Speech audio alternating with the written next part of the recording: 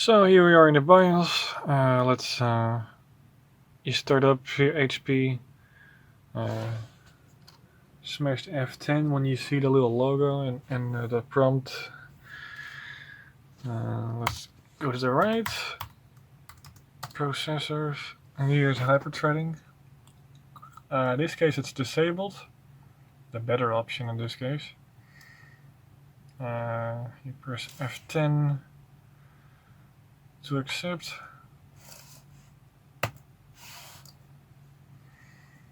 Save changes and then restart.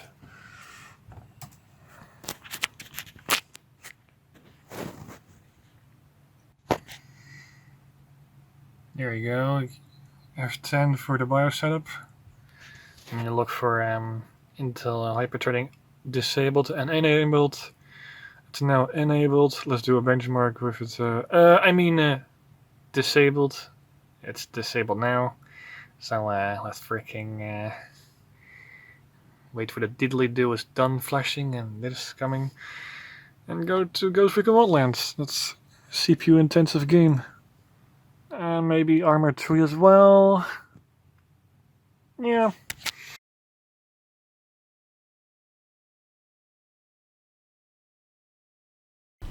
The better option, like I said, for the Intel Xeon w3680.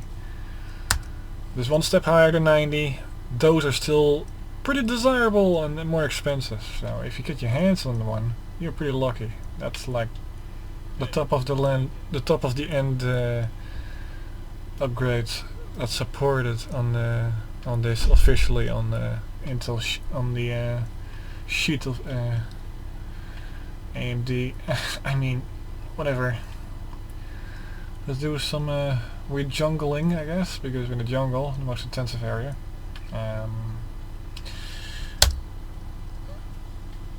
The rows, first row is GPU, second one is system memory, I guess. No, it's video memory. It's using 3.5 gigabytes. CPU is nice and kind of cool. It's working 90%, 95, almost 100%. And the system RAM is 7.6 gigabytes in use, and we're running at 46 FPS. Pretty respectable, being in the jungle. The jungle is the most intensive area for a PC. The CPU always goes to total levels, but not this unit. It's pretty nice and under control. It's stable 60.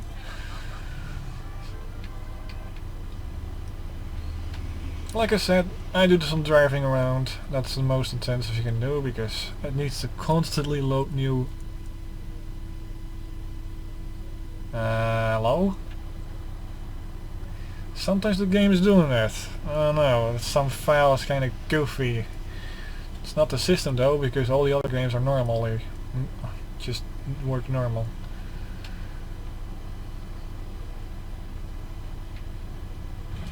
Now let's see, let's go really into the woods, to this farm.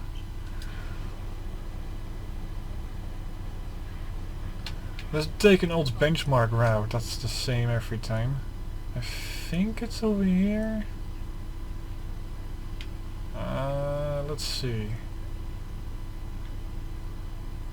Roads look similar, right? So is the issue. I think this one. There was a big river left of me, so I think I'm on the right road. So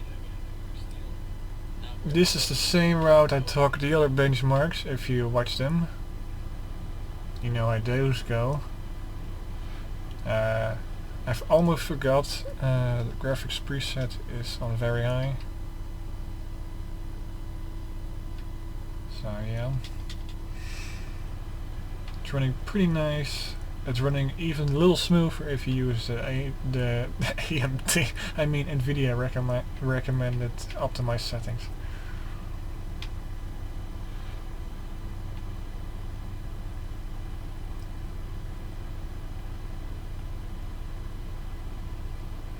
Here's the little villa. I mean, this is the other one. If he was not on a coke, he could have jumped out of the way, dummies.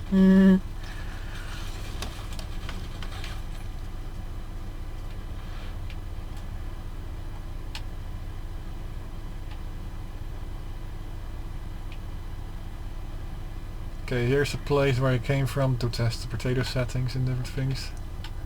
That was this starting point.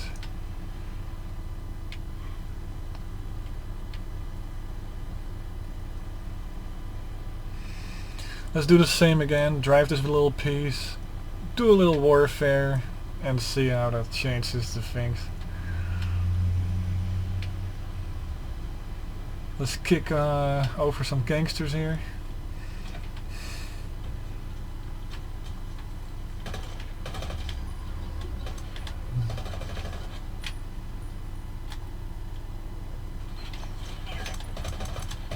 Okay, that's a really terrible... That was a really terrible sight. There's a lot of dead corners, like left under and then right.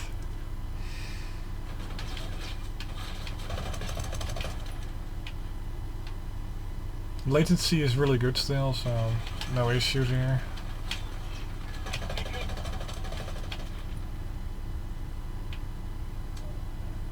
Oh crap.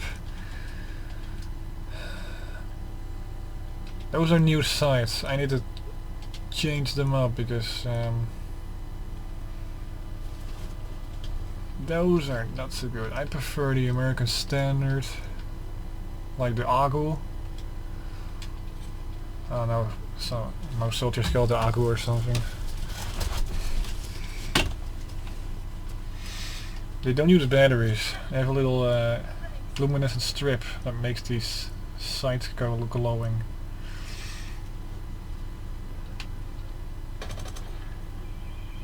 So they're essentially EMP proof. Because they're glow in the dark type of deal. Ooh, let's take this little... This is lovely. This thing is really freaking rare, man. The VS in black edition and then the spoiler. This thing is really rare.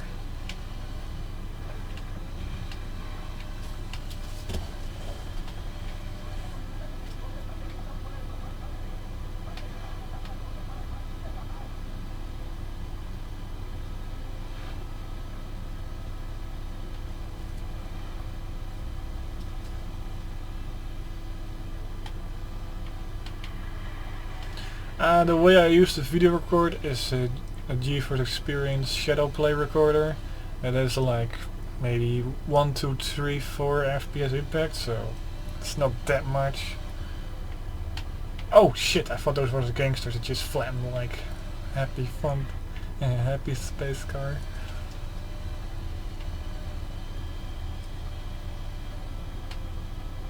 Now we're getting on the off-road apartment.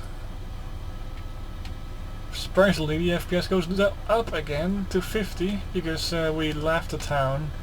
Towns and cities are usually pretty bogging this stuff down because there's lots of details and unique textures placed and lots of tiny items like air conditioning units, drink cups and books. And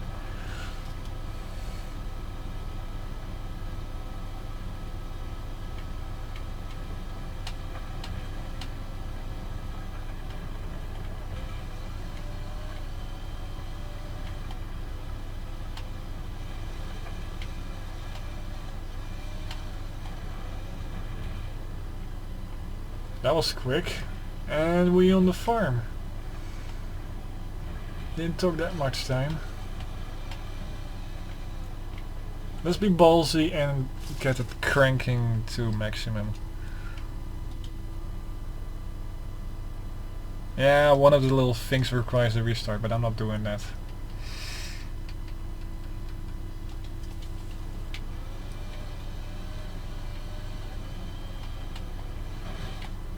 Latency controls begin to impact now, so driving is now less comfortable because we're trying to pump out 60 and we're getting only 31. Not great, not terrible, like we say here in Slovakia. Not great, not terrible.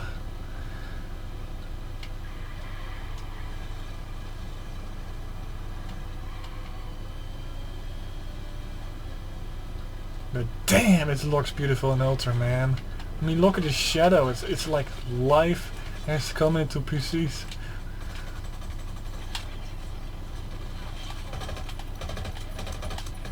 Okay, the controls are kind of shitty. Let's go back to just high. How about that?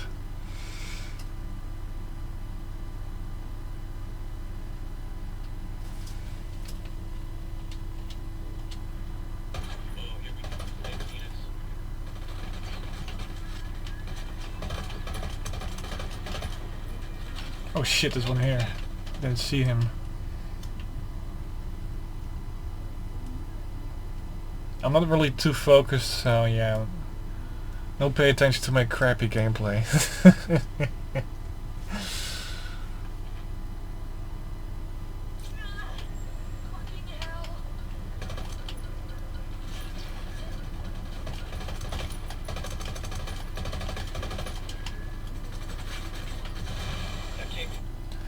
Let's use a more stable rifle. The American Standard Carbine M4 for... no. M4, where's the M4?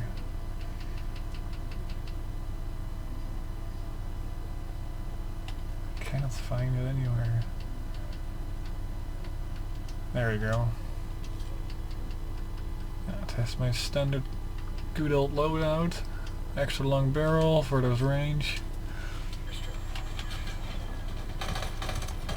That's more like it. Oh crap, there's a chopper. No wonder I'm getting killed so quick.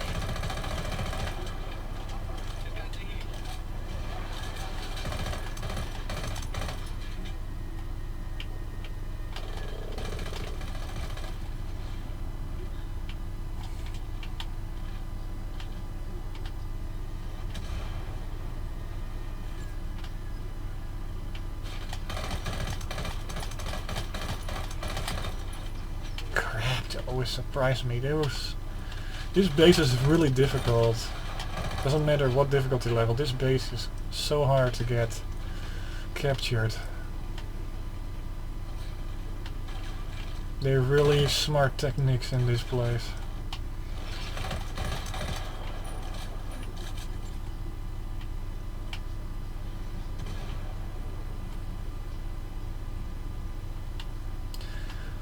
Alright, this is it for this one. Let's switch to not hyperthreading, and you're gonna see what a disaster. We're gonna enable hyperthreading, and it's getting 6 to 12 cores. It's gonna be a disaster. Okay, let's try to go back to the BIOS. Smashing F10 on the Z. Alright, there we go. Let's go to processors and disable hyperthreading. I mean enable, damn. Begin the guy comment on the video and claim it doesn't have that much difference, but I will show you. It's on. Press F10 again. Enter on save and exit. Again. And then the shit show will start. Okay, so as you can see, it has switched to 6 cores to 12. That's actually what hyperthreading does. For example, you have one core here, and you're gonna feeder manager here and over here. And it may seem logical, it becomes more powerful, but that's only the case if you're running video editors or something. If you're running games, it uses only these four. And these are shared with one core. And to see what the problem is, the game sees this as 2 cores, well in reality it's just 1. And you get lost performance because it's trying to use, it's trying to pull power from what looks like 2 cores, but it's actually 1. So what actually happens is And not hyperthreading is using these four, for example. And it's the real core and not just a little feeder thread that belongs to one core. It's kind of the best way to explain this actually, but yeah, hopefully I get the point.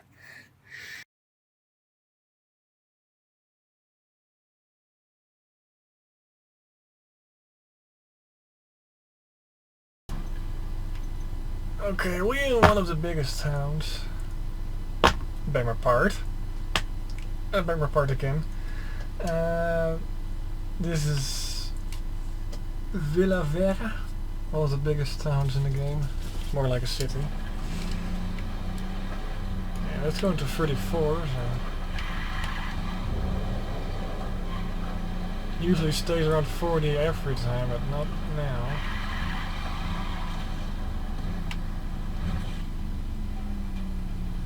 Okay, let's bring it to the... No. Let's bring it to my favorite settings. Ultra high. And... let's see, what was lower?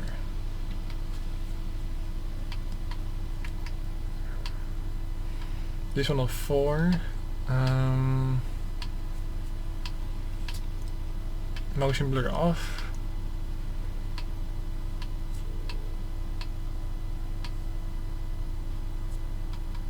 I can draw distance on low. I'm trying to find it. There you go. This system seems to like those in combination with prettiness.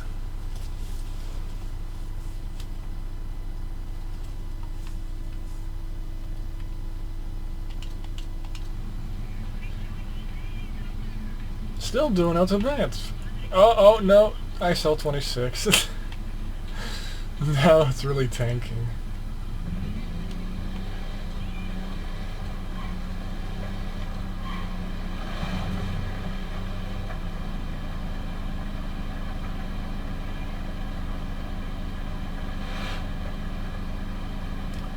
We're on the famous benchmark route again.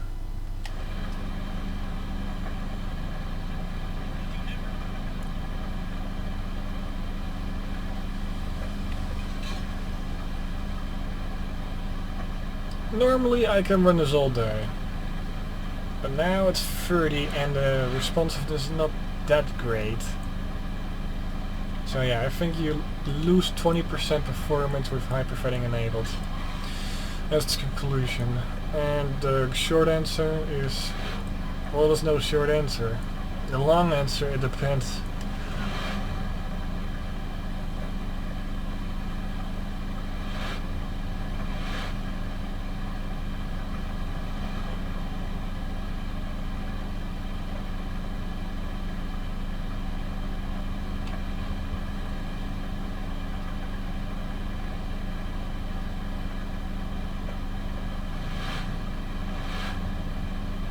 It's looking not as smooth as I like to, so yeah, I like to leave it on hyperthreading turned off on a 6-core CPU.